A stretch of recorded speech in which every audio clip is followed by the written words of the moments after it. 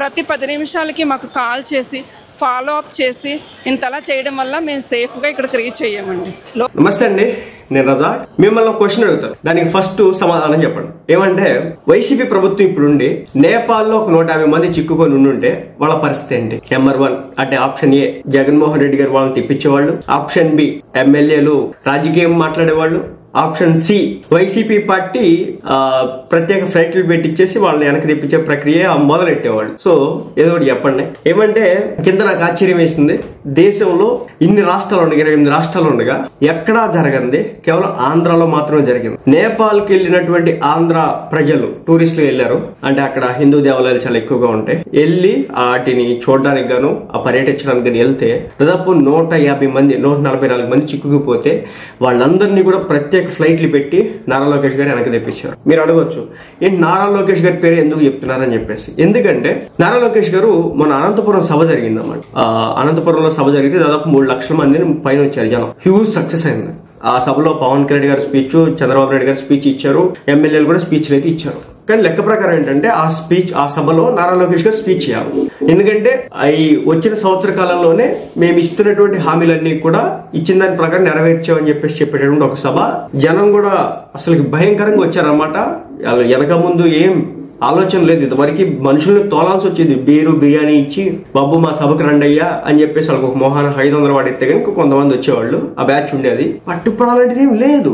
కానీ అంతమంది వచ్చిన సభకి నారా లోకేష్ గారు లేరు. ఎందుకు లేరయ్యా అంటే తెలిసిన సమాచారం ఏంటంటే ఆశ్చర్యపోయాను నేనైతే. ఇక్కడ మన మంగళగిరిలోనో విజయవాడలోనో ఒక లైవ్ సెంటర్ ఒకటి ఉంటుంది అనమాట. ఏమంటే గ్రీవెన్సెస్ కి సంబంధించి కావచ్చు, అదేవిధంగా అడ్మినిస్ట్రేషన్ కి సంబంధించి మొత్తం లైవ్ అక్కడ నుంచి జరుగుతూ ఉంటది. ఆ ప్లేస్ లో నారా లోకేష్ గారు కూర్చొని వాళ్ళతో చర్చలు చేస్తా, మీటింగ్స్ పెడతా, ఎవరైతే అక్కడ చిక్కుకుపోయి ఉన్నారో నేపాల్లో వాళ్ళందరినీ తీసుకొచ్చే విధంగా మీటింగ్లు పెట్టి వాళ్ళతో ఫోన్ లో మాట్లాడి వాళ్ళకి ఒక భరోసా కల్పించి మీకోసం స్పెషల్ ఫ్లైట్ వస్తుంది, మీరు భయపడాల్సిన పని లేదు, ఇబ్బంది పడాల్సిన పని లేదు, రాష్ట్ర ప్రభుత్వం మీకోసం ఈరోజు పనిచేస్తా ఉంది, ఈ రోజు అంత పెద్ద ఈవెంట్ నుంచి ఉండి కూడా నేనైతే మీకోసం ఇక్కడ ఉన్నాను అని చెప్పేసి ప్రతి ఒక్కరితో మాట్లాడి ఆ కుటుంబాలతో మాట్లాడి నారా లోకేష్ గారు తెప్పించారు. నాకు ఆశ్చర్యం వేసింది. ఇన్ని రాష్ట్రాలు మన దేశంలో ఉండగా ఏ గవర్నమెంట్ కూడా చేయలే ఈ పని.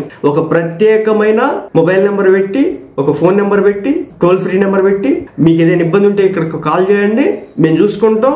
ఎంత ఏంటంటే వాళ్ళు ఎక్కడో లేనా సరే అక్కడ నుంచి వైజాగ్ తీసుకొచ్చి వైజాగ్ నుంచి తిరుపతికి ఇలా రకరకాల ప్రాంతాలకి ఇంటికి పంపించడంతో సహా ఈరోజు కూటమి ప్రభుత్వమే చేసింది. ఇదంతా ఎవరు అండర్ లో జరిగిందంటే నారా లోకేష్. అందుకోసం అని చెప్పేసి ఆయనకి ఎంత మంచి పేరు వచ్చింది. నేను ఒక మాట చెప్తున్నా, మంచి ఎవరు చేసినా చెప్పడం నాకు ఒక ఉద్దేశం అనమాట. పవన్ కళ్యాణ్ గారు మంచి చేస్తే మంచి చెప్తా, జగన్మోహన్ రెడ్డి గారే మంచి చేస్తే మంచి చెప్తా. ఆయన గురించి నేను చెడు చెప్పను. ఆయన మెడికల్ కాలేజీలకు సంబంధించిన విషయంలో కూడా నేను అంత ఎక్స్ట్రీమ్ లెవెల్కి వెళ్ళి ఎందుకు మాట్లాడలేదంటే ఆయన 17 మెడికల్ కాలేజ్ అని చెప్పేసి ఒక 3-4 కట్టించినాడు. దాంట్లో 2-3 క్లాసులు జరుగుతున్నాయి బానే. కాబట్టి అందుకోసం అని చెప్పేసి ఆయన 17 అని చెప్తున్నాడు, 17 జరగల. వాళ్ళ రాజకీయాల కోసం మాట్లాడరు కాబట్టి నేనేం మాట్లాడట్లేదు. నారా లోకేష్ గారి చొరవతో ఈ రోజు నీ చేసిన పనికి కూటమికి చాలా మంచి పేరు వచ్చింది. ఎందుకంటే పవన్ కళ్యాణ్ గారు కూడా మన కందుల దుర్గేష్ గారిని, అదేవిధంగా హోమ్ మినిస్టర్ అనిత్ గారు, తర్వాత నారా లోకేష్ గారు ముగ్గురు ఒకే చోట కూర్చొని ప్రెస్ మీట్లు పెట్టి ఫ్యామిలీస్ కి భరోసా ఇచ్చారు. ఒకటైతే చెప్తానండి, మనం ఆనందంగా ఉన్నప్పుడు మనల్ని పలకరిపోయిన పెద్ద విషయం కాదు, కానీ కష్టాల్లో ఉన్నప్పుడు పలకరించడం చాలా ఇంపార్టెంట్ అన్నమాట. అది ఈ రోజున ఆంధ్ర రాష్ట్రం మాత్రం చేసింది. వాళ్ళు అక్కడ నుంచి వస్తా అసలు ఆ వీడియోలు చూసినా నాకు దగ్గరకు వచ్చినాయి, షాక్ అయినా నేను. ఎవరైతే వాళ్ళు చెప్తున్నారో మేము ఆ హోటల్స్ లోనే ఉన్నాము, మా దగ్గరకు కూడా వచ్చినారు, మొత్తం పగలగొట్టినారు, మాకు నిలువు నేడ లేకుండా అంటే కట్టుబాట్లు ఉండేటట్టు చేసినారు, నానా గొడవ చేసినారు, ఇబ్బంది పెట్టినారు, కానీ మాకు ఉంటామో పోతామో తెలియదు. నారా లోకేష్ గారికి ఫోన్ చేసి మాట్లాడితే అప్పుడు మాకు హోప్ వచ్చింది. మిగిలిన రాష్ట్రానికి సంబంధించినటువంటి ఎవరైతే టూరిస్టులు ఉంటారో వాళ్ళంతా కూడా ఇంకా అక్కడ మగ్గిపోతున్నారు, ఇబ్బందులు పడుతూ ఉన్నారు. వాళ్ళు పట్టించుకునే నాదుడు లేడు. కానీ ఆంధ్ర రాష్ట్రం నుంచి మాత్రం కూటమి ప్రభుత్వం నారా లోకేష్ గారు ప్రత్యేకమైన చొరవ తీసుకుని మా కోసం ఇక్కడ పనిచేసినటువంటి తీరు చూసి మేము ఆశ్చర్యం జరిగింది. ఈ మా లైఫ్ లో ఇలాంటి జరిగిందని చెప్పేసి ఎప్పుడు కూడా అనుకోలేదు అని చెప్పేసి వాళ్ళు కళ్ళంటే నీళ్లు పెట్టుకుంటున్నారు. సంగతే మొత్తానికైతే 144 మంది తెలుగు వాళ్ళైతే ప్రత్యేక విమానంలో తీసుకురావడం జరిగిందన్నమాట. వైజాగ్ తీసుకొచ్చారు. ఆ వైజాగ్ నుంచి 40 మందిని, 104 మంది వచ్చేసి ఏపీ, అదేవిధంగా 40 మంది వచ్చేసి తిరుపతికి చేర్చడం జరిగిందన్నమాట. ఏపీ ప్రజలు ఎవరైతే ఉన్నారో ఈ చిక్కుకుపోయిన వాళ్ళందరికీ సంబంధించి అన్ని ఏర్పాట్లను కూడా ఈ రోజు కూటమి ప్రభుత్వం చేసుకుంది.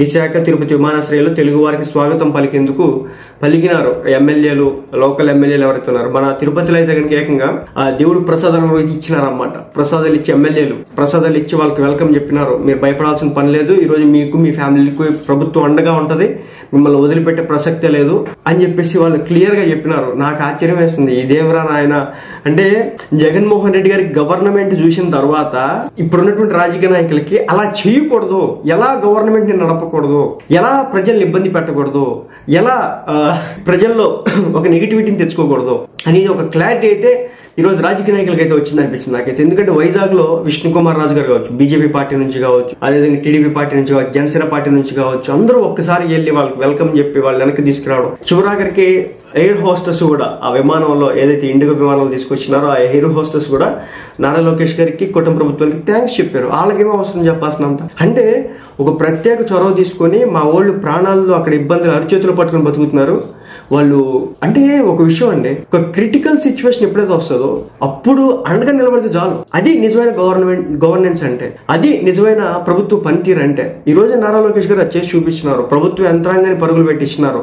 మొత్తం కంప్లీట్ గా ఏదైతే ఆ కంట్రోల్ ఆర్జీఎస్ కమాండ్ కంట్రోల్ సెంటర్ అన్నమాట, అది అక్కడ నుంచి అంతా కూడా రాష్ట్రంలో జరిగే ప్రతిబంధని వాళ్ళు చూస్తూ ఉంటారు. ఈ కాఠ్మండూలో కావచ్చు, లేదంటే ఈ నేపాల్లో చిక్కుకుపోయినటువంటి ప్రతి తెలుగు వారిని కూడా రక్షించడం అనేది ఇక్కడి నుంచే పనిచేయడం జరిగింది. కమాండ్ కంట్రోల్ ఎక్కడైతే ఉందో అక్కడ నుంచి. సో వాళ్ళు బయటకు వచ్చిన తర్వాత పెద్ద వయసు అందరూ కూడా 20-30 ఏళ్ళు కాలేదు వాళ్ళందరూ కూడా దాదాపు 55, 60, 70, 55 పైన వాళ్ళు. అంటే శేష జీవితాన్ని ఎక్కడో విహారయాత్రలు చేద్దాం అనుకుంటారు కదా. సో వాళ్ళలో బ్యాంక్ ఎంప్లాయీస్ ఉన్నారంట, రిటైర్డ్ ఎంప్లాయీస్ ఉన్నారంట, రిటైర్డ్ టీచర్స్ ఉన్నారంట. సో వీళ్ళందరూ కూడా మాట్లాడుతూ ఉంటే ఎంత ఆశ్చర్యం వేసినటువంటి పరిస్థితి. ఎందుకంటే వాళ్ళే ఊహించుకోలేదు అయిపోతే ఈ దెబ్బతో మనల్ని కూడా వేసేస్తారు. ఎందుకంటే నేపాల్లో జరిగినటువంటి గొడవ చిన్న చదువు గొడవ కాదు, లేదంటే కనుక అది యూత్ అనమాట. ఒక 20 సంవత్సరాల కుర్రోళ్ళు ఎవరైతే ఉంటారో ఆ యూత్ బయటకు వచ్చి చేసినటువంటి యుద్ధం. ఆ దేశంలో కరప్షన్ విచ్చలవిడిగా పెరిగిపోయింది. ప్రశ్నించిన వాళ్ళని ఇబ్బందుల పాలు చేస్తున్నారు. అందుకోసం అని చెప్పేసి యూత్ రోడ్లు ఎక్కేసి కనిపించినట్టు తగలబెట్టేసినారు. చివరాఖరికి ఆ పొలిటికల్ లీడర్స్ వైఫ్లను కూడా చంపేసినారు. ఇప్పుడు కేపీ ఓలీ అపోజిట్ పార్టీ ఉంటది కదా, సో ఆ అపోజిట్ పార్టీ అధ్యక్షుడు వైఫ్ ను కూడా సజీవ దహనం చేసినారు. అలాగే చాలా మంది మంత్రుల్ని, ఎమ్మెల్యేలని ఈడ్చిచ్చి కొట్టినారు. చాలా మంది ఆ దేశం విడిచి పారిపోయినారు రాజకీయ నాయక్ అనే వ్యక్తి. కాబట్టి అలాంటి క్రిటికల్ సిచ్యువేషన్ లో ఒక పొలిటికల్ ట్రామా నడుస్తున్న క్రమంలో ఒక రాష్ట్ర ప్రభుత్వం చొరవ తీసుకొని మరి ముఖ్యంగా నారా లోకేష్ గారు ముందుకు వచ్చి నిలబడినటువంటి తీరు చూసిన తర్వాత నాకైతే ఆశ్చర్యం వేస్తుంది. ఎందుకంటే మంచి ఇంత గొప్పగా జరుగుతుందని చెప్పేసి నేనైతే ఊహించుకోలేదు. రాజకీయ నాయకులు ఇంత ఫాస్ట్ గా ఇలా స్పందిస్తారని చెప్పేసి నా లైఫ్ నేను ఎప్పుడు కూడా ఊహించుకోలేదు. అంటే ఒక ప్రైవేట్ కంపెనీలో ఏ విధంగా అయితే టక్ టక్ టక్ మంది జరుగుతూ ఉంటాయో ఆ మాదిరి గవర్నమెంట్ లో కూడా జరిగిందనమాట. నాకు కొంచెం ఆశ్చర్యాన్ని కలిగించింది. సో ఇదే విధంగా చేయాలని ప్రతి సిచ్యువేషన్ లో కూడా, అదేవిధంగా ఆంధ్ర రాష్ట్ర డెవలప్మెంట్ లో కూడా ఇదే విధంగా ముందుకెళ్లాలని మళ్ళీ చెప్తున్నా. రాజకీయాలు అతీతంగా మాట్లాడాల్సినటువంటి విషయాలు కొన్ని, అట్లా ఇది ఒకటి. కాబట్టి ఎవరైతే అడ్డగోలుగా కారుపోతారో దీన్ని కూడా రాజకీయం కోసం వాడుకుంటున్నారో అని చెప్పేసి కామెంట్లు చేస్తే వాళ్ళు విజ్ఞత కుదిరేయాలి. ఎందుకంటే చెప్పా కదా, వాళ్ళు పట్టించుకోకపోయినా ఇక్కడ పెద్ద జరిగేది లేదు. వెళ్ళింది వాళ్ళు విహారయాత్రలకు పోయినారు, మాకు సంబంధం లేదని గాలి వదిలేసినారు అనుకోండి. సో చావో బతుకోరు ఏమో చూసుకున్న తర్వాత వాళ్ళు వస్తారు. వాళ్ళ వాయిస్ కూడా ఎక్కడ వినపడదు. కానీ నారా లోకేష్ గారు ప్రత్యేక కమాండ్ కంట్రోల్ సెంటర్ లో కూర్చొని ప్రతి ఒక్కరికి ఫోన్, ఎన్ని ఫ్యామిలీలు ఉంటే అన్ని ఫ్యామిలీకి ఫోన్ చేసి మాట్లాడి ఎంబసీతో కాంటాక్ట్ అయ్యి ప్రత్యేక విమానాన్ని పెట్టించి తీసుకురావడం అయితే జరిగింది. అది సంగతి. నిజంగా ఇది ఒక మంచి శుభపరిణామం. చాలా మంచి పని చేస్తారు.